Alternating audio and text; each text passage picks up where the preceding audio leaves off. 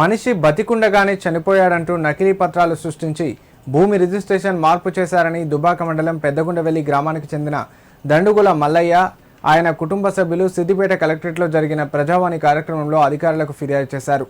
తండ్రి నుండి సంక్రమించిన 1 ఎకరం 10 గుంటల భూమిని తమకు తిరిగి ఇప్పించేలా చర్యలు తీసుకోవాలని కోరారు. సిద్దిపేట జిల్లా కొండపాక మండలం బండారం గ్రామానికి చెందిన దండుగల ఎల్లయ్యకు నలుగురి కొడుకులలో చిన్న కొడుకు మల్లయ్య గత 40 సంవత్సరాల క్రితం దుబ్బాక మండలం పెద్దగుండవెల్లి గ్రామానికి బతుకు తెరువు కోసం వెళ్లినట్లు కుటుంబ సభ్యులు వివరించారు. గత కొద్ది రోజుల క్రితం ఎల్లయ్య పెద్ద కొడుకు మల్లయ్య మరణించడంతో మరణ ధృవీకరణ పత్రాన్ని పొందిన కుటుంబ సభ్యులు పలువురితో కుమ్మక్కై చిన్న కొడుకు మల్లయ్య ఆస్తిని కాజేశారంటూ ఆరోపించారు.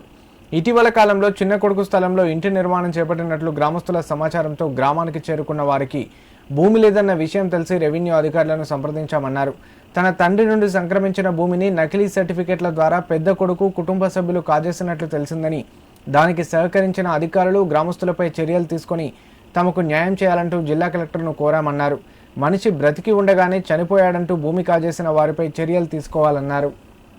దొంగతనంగా వాళ్ళు పౌతి చేసుకుని రికార్డులు ఎక్కించుకున్నాక మా స్థలంలో ఇంటి నిర్మాణం చేయడం జరుగుతుంది. ఇంటి నిర్మాణం చేయడం జరుగుతుంటుంటే ఎందుకు చేస్తున్నారంటే మీ జాగా ఎక్కడ ఉందని వాళ్ళు మమ్మల్ని నిలదీయడంతో మేము రెవెన్యూ ఆఫీస్కి పోయి చెక్ చేస్తే మా రికార్డ్స్ అంతా తారుమారు చేసినారని చెప్పేసి మా దృష్టికి వచ్చింది.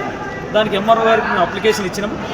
ఎంఆర్ఓ గారు కూడా దీనికి ప్రొసీడింగ్స్ లేవు అని చెప్పేసి తెలియజేయడం జరిగింది. వారిపై చర్య తీసుకుంటాం. మేము అది పొరపాటున జరిగినట్టుంది కానీ దాన్ని క్యాన్సిల్ చేసే అధికారం మాకు లేదని తెలియజేయడం జరిగింది.